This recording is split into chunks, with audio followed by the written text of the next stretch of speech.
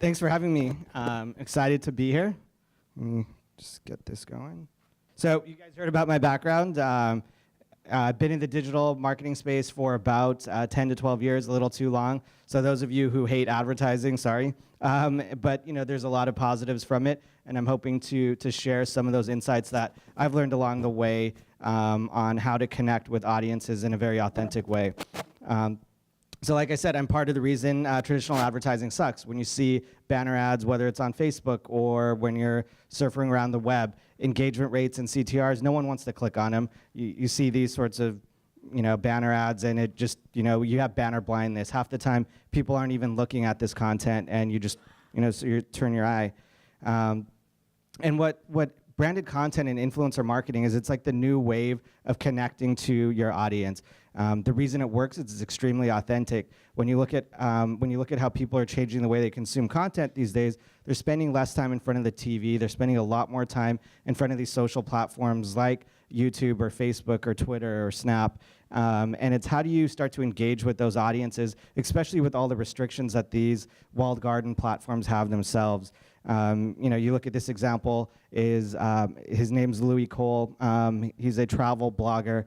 He went out to Guatemala. He partnered with Microsoft. He raised about $3 million in about a week for these schools, just by taking photos, promoting it on his Instagram and YouTube channel. And that $3 million then turned into $10 million over the course of a year, because those same people who donated continue to donate over that period of time.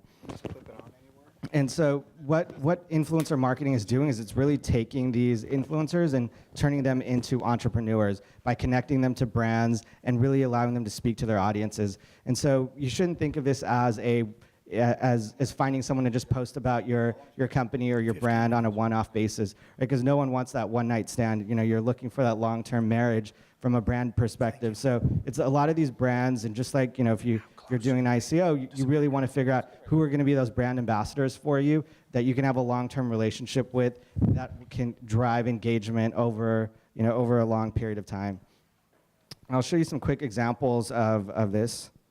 Hopefully it'll work. But the whole idea here is, when you see, these are all 3 videos, and this was done by Sonic, the fast food restaurant. They used 3 different influencers, and they created face painting of these people on their mouths.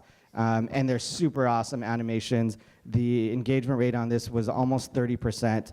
And so the way this really works is Sonic partners with these influencers. They create the content. Once the content is posted on their specific channels, they then use paid media to drive further engagement across all these different social channels. So the guy on the right hand side, Zach King, has about 20 million followers on Instagram. So you can imagine when his audience sees that, they highly resonate with that content. Then Sonic takes that content, they promote it on Facebook or Instagram, and their engagement rate on that banner ad is much, much higher than they would see anywhere else. So how does this work, and what are the big problems in influencer marketing? So there's a lot of processes in this sort of ecosystem. The first bucket on the left-hand side is, how do you identify these influencers?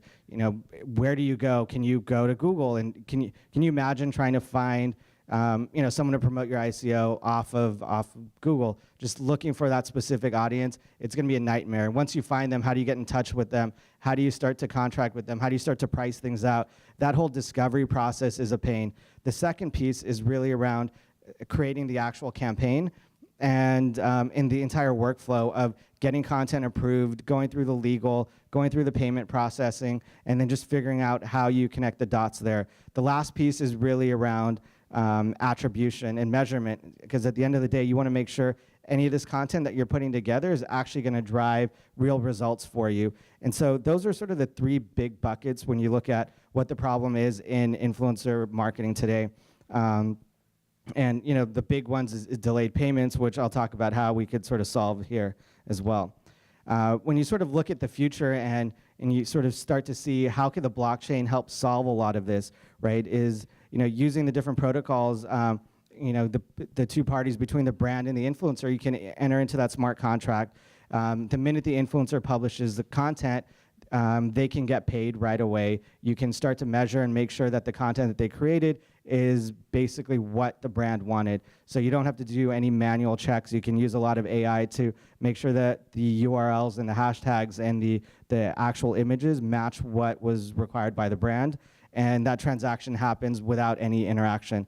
So you might think about it, well, it's not that much work if you partner with one influencer, but imagine partnering with hundreds of influencers. It's just a nightmare, and this, by moving stuff onto the blockchain, it really helps streamline that process.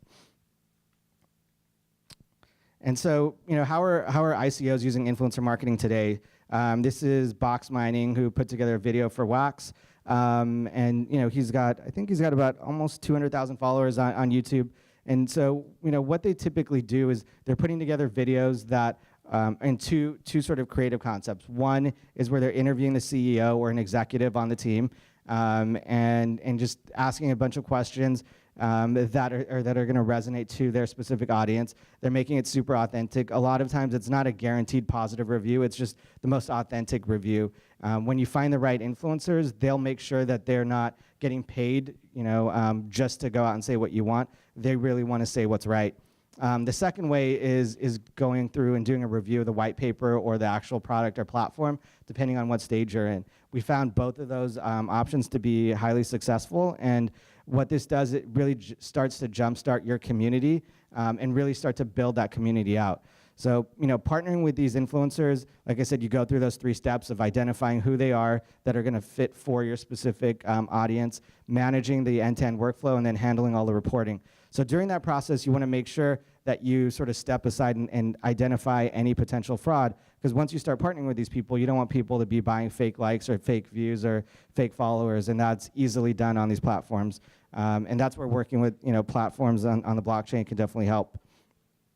And just really quickly, three different buckets on how influencer marketing is going to change on the blockchain. So the first is instant borderless payments. So I already mentioned some of this. The smart contracts essentially ensures that the transaction, as soon as the transaction happens, the payment is sent instantly. So there's not a lot of delay time. And today, you can imagine that time period could be anywhere from like 3 months and on, because a brand has to pay a platform, the platform has to pay the influencer is waiting forever. And what we've started to see in the crypto space is a lot of these influencers want to be paid up front. And so by putting things onto the smart contract, it really helps solve that. The second is a lot of these people are international, so you don't have to deal with currency issues or figuring out how to send money in different areas, because it can all be handled across the world through crypto.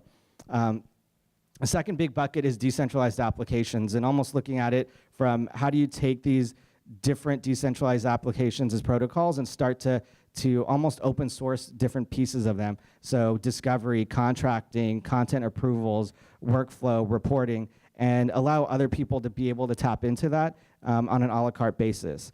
I think that's something that's going to be extremely powerful. And platforms can really be customized and built to fit any need or industry through this method as well.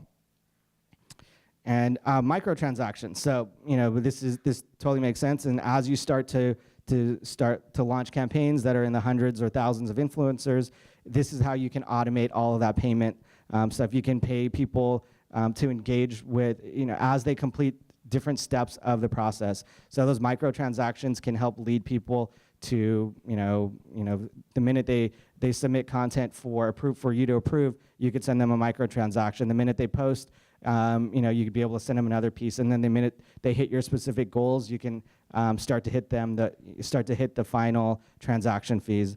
I think the last piece that a lot of people don't really talk about are these social networks are really creating walled gardens around influencer audiences. So if you're an influencer on any platform like Instagram or Facebook or YouTube, you can't take your audience anywhere. You don't really own it, even though you own all of that content. But these microtransactions can really be used to help incentivize audiences to start to follow and engage influencers across different platforms. So yeah, that's a quick overview.